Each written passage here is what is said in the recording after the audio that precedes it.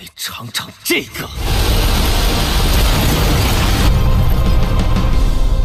萧炎，死吧！是。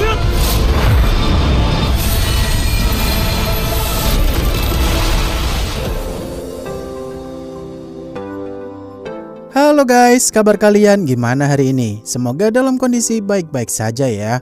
Kali ini admin akan melanjutkan alur cerita Battle Through the Heavens. Jika kalian lupa dengan episode sebelumnya, bisa cek di kolom playlist ya. Atau silahkan klik aja link alternatifnya yang telah admin sediakan di bagian atas kanan layar. Baiklah, tanpa berlama-lama lagi di opening, inilah alur cerita kelanjutannya. Setelah kemarin Xiaoyan bertemu dengan Xun-Er dan berkunjung menemui Ling Ying, kini Xiaoyan dan kawan-kawan pun OTW ke tempat klan Gu berada untuk menghadiri upacara kedewasaan. Ketika rombongannya Xiaoyan dihentikan oleh penjaga di sana atas perintah tetua klan Gu, Xun-Er pun datang dan menjelaskan kepada semuanya kalau Xiaoyan tuh adalah tamu yang diundang secara resmi karena tetua Gu Qian dan tetua Gu Xun pengen mempersulit Xiaoyan untuk masuk. 老夫还真是长见识了。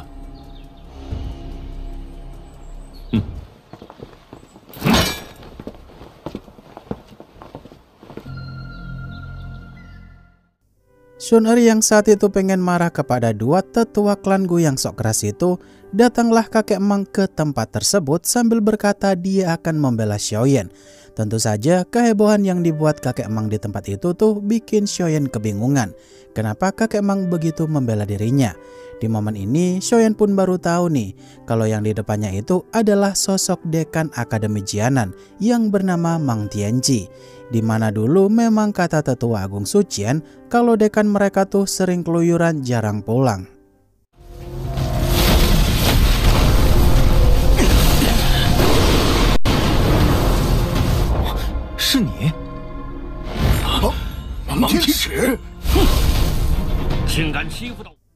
Kakek Mang yang nyuruh tetua Gushan selaku penanggung jawab acara tersebut untuk membiarkannya masuk.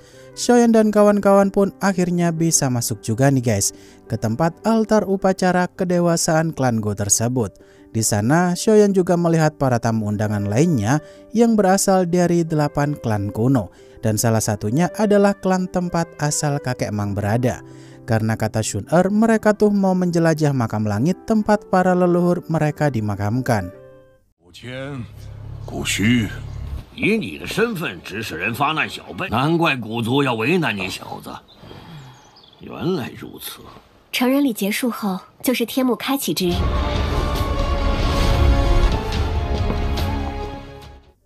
Kakek Mang yang berkata kepada Xiaoyan kalau dirinya akan melindungi Xiaoyan sampai dia OTW ke makam langit nanti. Hal itu pun bikin Xun-Er dan Xiaoyan makin salut dengan dekan Akademi Jianan nih guys. Karena ternyata dia tidak seburuk kata para tetua akademi dulu. Setelah itu Xiaoyan yang merasakan hawa membunuh dari jenderal pasukan hitam bernama Gu Yao, di mana Gu Yao ini adalah sosok misterius yang nyerang Xiaoyan di episode kemarin karena dia suka kepada Xun-Er. 那话不就是故意说给老夫听？哼，少来！想必那些老家伙也不会。放心吧，你要是能在那家伙手里撑个……他就是修罗都统古妖，又是善意。 Beberapa saat kemudian, tetua Gushan yang mengumumkan kalau upacara kedewasaan telah dimulai, tetua Gushan pun membuka portal di tengah-tengah altar sana dan mengeluarkan piringan milik klan Gu yang digunakan untuk menguji para peserta nanti. Setelah semua persiapan udah selesai, pemuda klan Gu pun dipanggil satu persatu untuk maju ke depan diuji. Dan giliran pertama yang maju adalah Ling Chuan nih guys. Dimana dia udah nggak sabar banget pengen tahu sekuat apakah garis darah Dodinya di sana.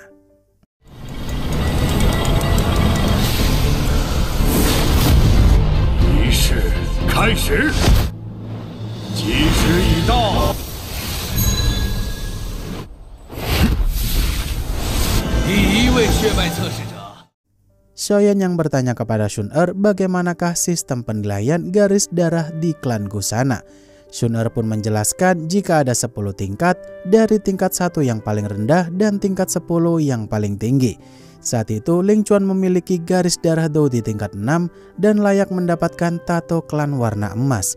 Tato klan sendiri ada beberapa tingkat juga nih guys.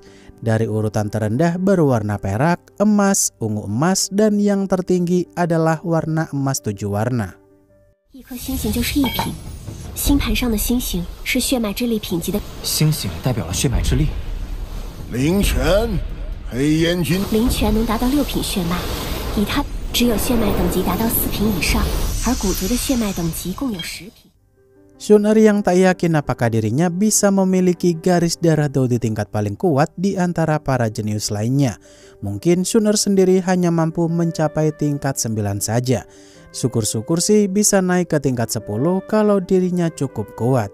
Setelah banyak pemuda klan Gu udah maju satu persatu dan mendapatkan tato klan masing-masing, kini giliran Gu Yao yang maju untuk diuji. Di mana Gu Yao dengan begitu pedenya mau menunjukkan garis darahnya itu di hadapan semua orang.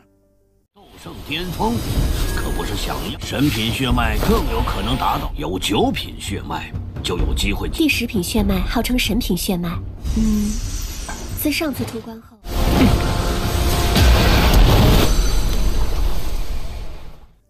Gu Yao yang bikin bangga para pemuda lainnya karena dia memiliki garis darah Dou di tingkat 8. Tentu saja dengan kekuatan Gu Yao yang berada di tingkat Douzun bintang 8 pula makin membuatnya bersinar banget nih di antara para pemuda klan Gu lainnya. Setelah itu tetua Gu Shan pun memberikan tato klan warna emas ungu kepada Gu Yao, di mana tato klan tersebut merupakan tato klan terkuat nomor 2. Fungsinya sih bisa meningkatkan kekuatan sementara, mirip-mirip seperti metode perubahan api surgawinya Xiaoyan. 萧炎哥哥，这家伙达到了8品血脉。哎，那都是多久前的测试情况？是，轩儿小姐也是8品血脉。不愧是黑烟军队。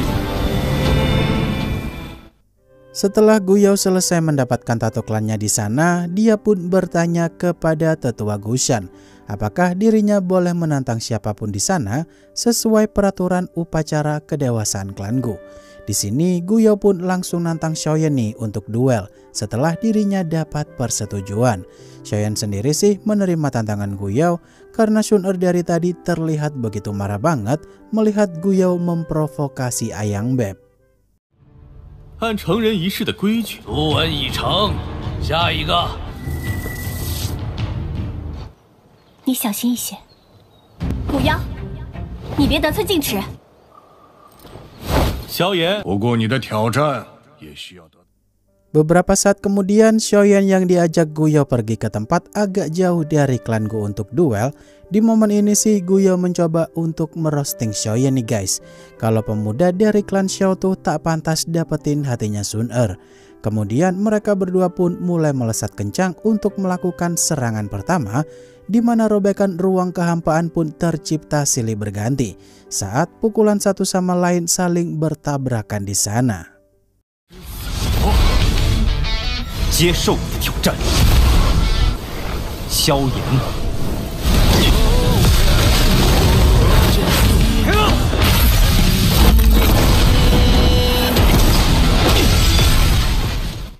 Gu Yao yang saat itu mulai menggunakan 5 segel kaisar sekaligus, Xiaoyan pun menghindari serangan Gu Yao tersebut dan menangkisnya sesekali. Dan ketika Gu Yao spam segel kaisar terus menerus, Xiaoyan pun akhirnya terpaksa menggunakan metode perubahan api surgawi tahap ketiga di sana. Setelah itu, Xiaoyan pun menyerang Gu Yao dengan teknik gelombang balok pelahap api, tapi sayangnya serangan tersebut berhasil dihentikan oleh Gu Yao. 江逢小计，天三玄变。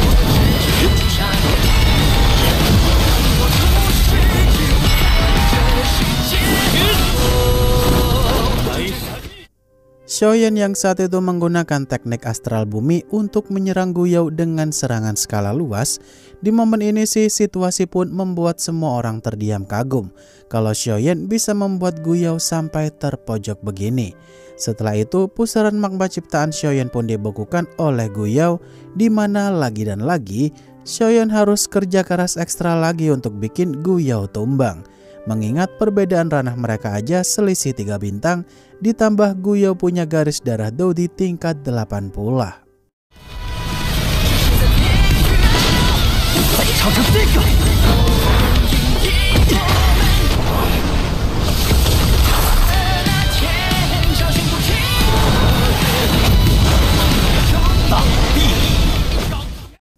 Guyo yang mengeluarkan tombak kebanggaannya di sana sambil berkata kepada Xiaoyan kalau dia layak untuk dihabisi dengan tombaknya tersebut. Di sini Guyo pun menggunakan teknik tombak 1000 binatang buas yang memungkinkannya untuk menciptakan kristal ungu bentuk binatang buas dalam jumlah yang cukup banyak. Dengan teknik sekuat ini, Xiaoyan terbilang cukup kewalahan menghindari serangan Guyo dari jarak jauh tersebut.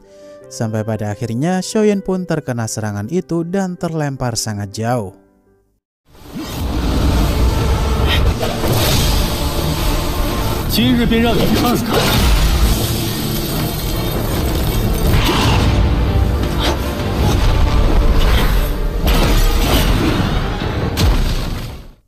Guyo yang menarik semua kristal ungunya di sana untuk membuat satu serangan kuat. Di momen ini sih Guyo pun menyombongkan dirinya di hadapan Xiaoyan nih guys. Kalau pemuda klan Xiao yang udah tak punya garis darah Dodi bukanlah lawannya. Kemudian Xiaoyan pun menggunakan balok pemberatnya di sana untuk menahan serangan Guyo. Namun sayangnya perlindungan Xiaoyan tak mampu menahan serangan Guyo tersebut.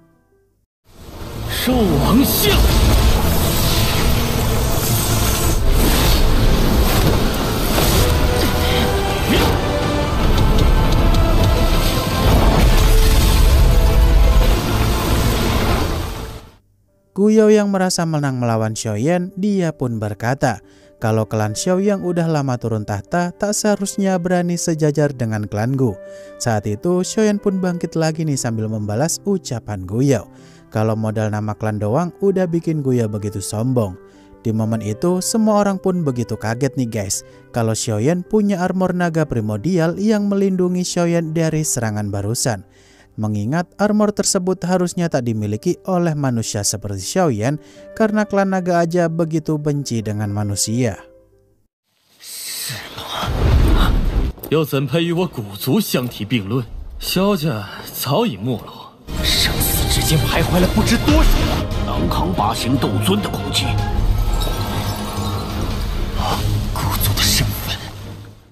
Xiaoyan yang saat itu mulai serius dan berkata kepada Guyo kalau jalan yang dirinya lalui itu penuh dengan luka-luka melewati situasi hidup dan mati. Beda dengan Guyo yang kuat modal darah Dodi dan sumber daya dari klan Gulah yang membuatnya kuat. Mendengar ejekan Xiaoyan, Guyo pun menggunakan teknik tingkat langit terkuatnya di sana untuk mengakhiri pertarungan tersebut. Sedangkan Xiaoyan sendiri menggunakan teknik 5 cincin api kosmik untuk menahan serangannya Guyo nanti.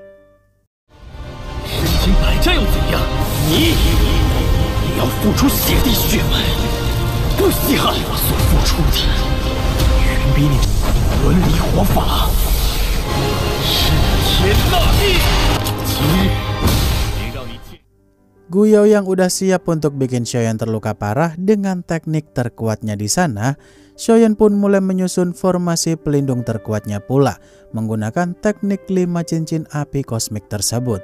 Kemudian Guyo pun mengarahkan teknik jari penghancurnya di sana tanpa menahan kekuatannya sama sekali lagi. Melihat Xiaoyan begitu terpojok, kakek Tianhu merasa cukup resah juga karena teknik tersebut kurang kuat untuk menahan teknik tingkat langitnya Guyo.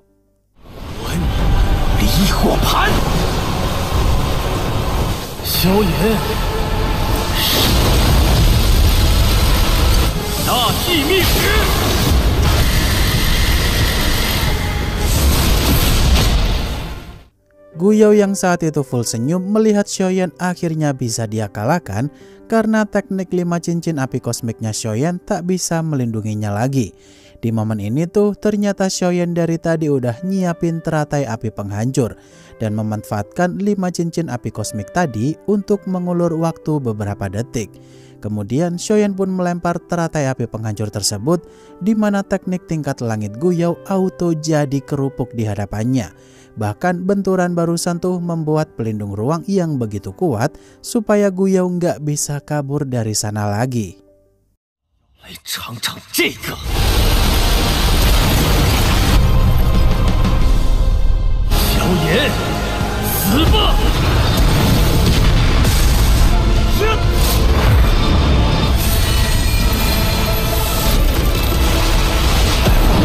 Guyao yang saat itu udah pasrah tak bisa menghindar lagi dari teknik teratai api penghancurnya Xiaoyan. Salah satu tetua klan Gu bernama Tong Xuan saat itu meminta Xiaoyan supaya berbelas kasih kepada Guyao.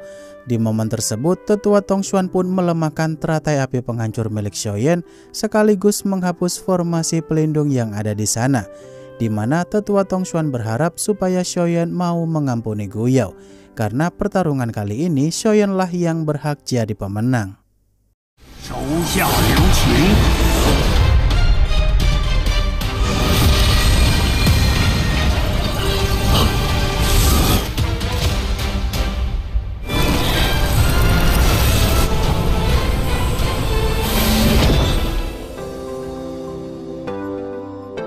Waduh, nggak jadi mati tuh si Guyao. Kalau mati, apakah Xiaoyan bakal jadi musuh klan Gu nggak ya? Kalau kalian udah nggak sabar pengen tahu kelanjutannya, bisa simak saja spoiler versi komiknya yang udah admin bahas pula. Kalau mau nunggu versi filmnya gini, ya silahkan tunggu saja episode berikutnya rilis minggu depan. Akhir kata, terima kasih buat kalian yang udah nonton sampai akhir, dan sampai jumpa di video selanjutnya ya. Bye-bye.